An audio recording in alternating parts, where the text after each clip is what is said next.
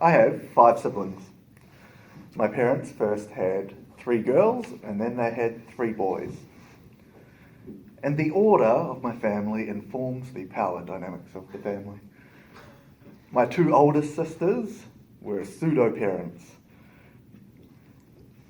They were often responsible for making sure dinner was made and that the chores were done. And they would delegate the tasks to the younger siblings where the younger siblings could do them. My older brother, he was the boss of the boys. And having an organised personality, he made sure the shared room we inhabited was always tidy. My younger brother and I held no position of authority. We're more seen as a liability that required looking after, if anything.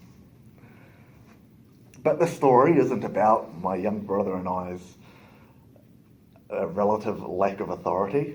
Instead, the story is about the conflict between my older brother William and my next oldest sibling Joy.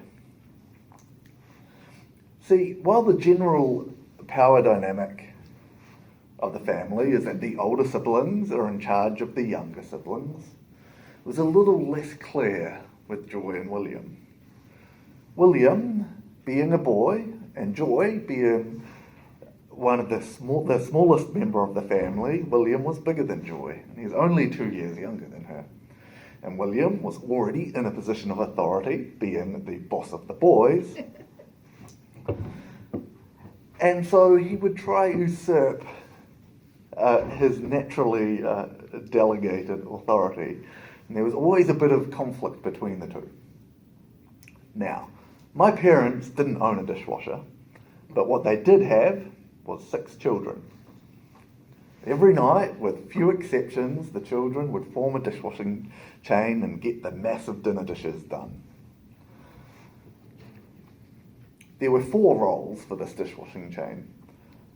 One person would clear the dirty dishes from the table and stack them beside the sink. One person would wash the dishes and put them in the dish racks.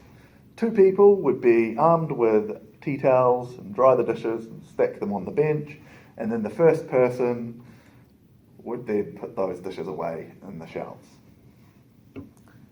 Now typically, the job of clearing the table and putting the dishes away was seen as the best job.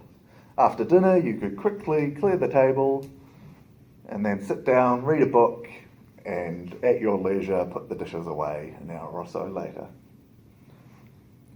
One night, my parents and my 2 oldest sisters weren't home, so it was just the 4 youngest siblings.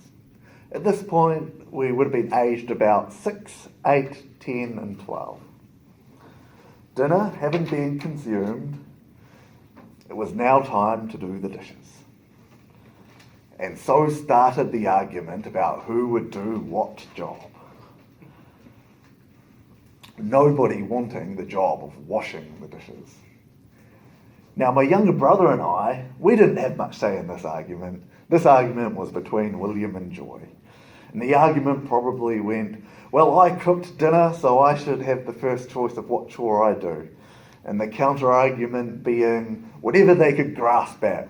Well, making dinner wasn't that hard tonight, or, well, I set the table. And so the argument goes along like this.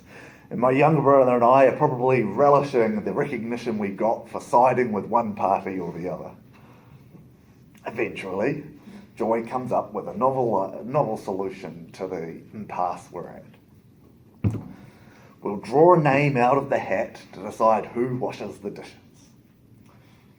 It's agreed that this is a good solution, and so Joy writes 4 names on pieces of paper and puts them in a hat. William draws a name. The name is William. Well, that's that. There's a sense of relief. At this point, we've been arguing for about an hour, and these dishes really need to get done. That is, until William examines the other names in the hat. Joy's written William's name on all the pieces of paper. And so the argument starts again. Eventually, the argument is solved amicably. We look at the time, my parents are going to be home soon, and we're going to be in far more trouble if they get home and the dishes aren't done, and so we just get on and do them and the dishes get done. So the dishes get done, and the night spent arguing about who does what job remains one of the more memorable and enjoyable memories of my childhood.